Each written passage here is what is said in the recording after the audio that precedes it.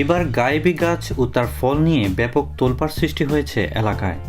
ঘটনাটি ঘটেছে বাংলাদেশের উত্তরবঙ্গের দিনাজপুরে। স্থানীয় সূত্রে জানা যায়, শরফু মিয়া নামক এক ব্যক্তির বাড়ির মাঝ উঠানে একটি গায়েবী গাছের জন্ম হয়। স্ত্রী গাছটি কেটে ফেলতে বললেও শরফু মিয়া গাছটি কাটেননি। বছর যেতে না যেতেই গাছটির ডালপালা মেলে বড় হতে থাকে এবং তাতে ফলও আসে। তবে মজার বিষয় হলো, গাছটিতে একই সাথে কয়েক প্রকারের ফল ধরেছে: কলা, আপেল, পিয়ার্স ইত্যাদি। এই ঘটনায় এলাকায় চাঞ্চল্যের সৃষ্টি হয়েছে। এলাকাবাসী মনে করছে এই গাছ একটি গায়েবী গাছ। এই গাছের ফল খেলে যে কোনো মনের আশা পূরণ হয়।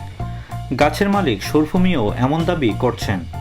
উৎসাহী মানুষ হাজার হাজার টাকা খরচ করে কিনে নিচ্ছেন সেই ফল।